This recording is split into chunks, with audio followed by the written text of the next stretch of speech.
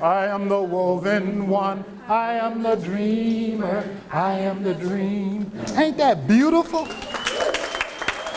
I'm always thinking about ways in which human beings, in all of their incredible differences, whether it's language, culture, ethnicity, sexuality, gender, race, the ways in which we can meet, embrace, and maybe appreciate our differences. Your story is incredibly important. Your story.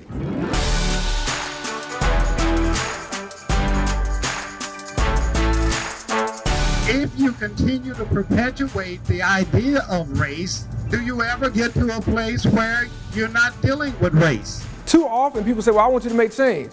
Well, what kind of change? Change. If you don't have an agenda, then how are you going to hold me accountable? As the mayor-elect of Montgomery, I want to welcome you. All of you as leaders have the potential of changing outcomes and putting your finger on the scale.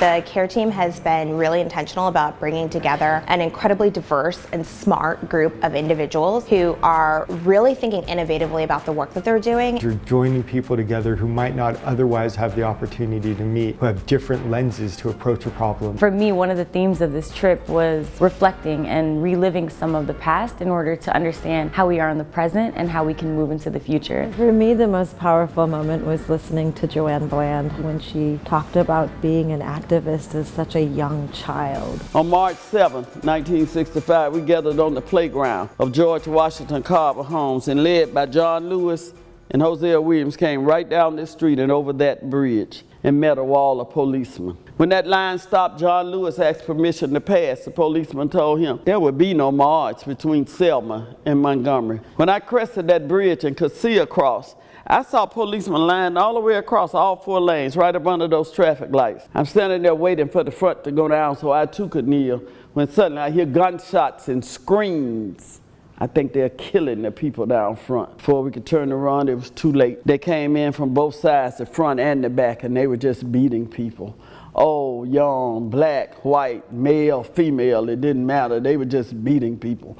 People lay everywhere, bleeding, not moving, as if they were dead and you couldn't stop to help them. My head was in my sister Linda's lap, and Linda was crying. When I became fully awake, I realized what was falling on my face were not my sister's tears. It was her blood. My 14-year-old sister had been beaten on that bridge and had wounds in her head that required 35 stitches. Yet on that following Tuesday, I held that same sister's hand as we followed Dr. King and Dr. Abernathy across this same bridge. You know, we went on the ultimate field trip. I'm so grateful that CARE provided us with the opportunity to be able to grow and to learn and to understand. It's important that we understand our history and understand how our history connects to present day issues. Like, I feel motivated after today. I commit to stay in the battle, because it's sometimes very difficult to stay there with all the noise and all the challenges that we face. I commit to working with Michelle in this group to find ways to provide legal services to underserved immigrant populations in Atlanta. I commit to a new future, to a new orbit that brings along with it others who are struggling for justice. In the end, I think there's always like that unthinkable, which you think is impossible, but humans do it day by day.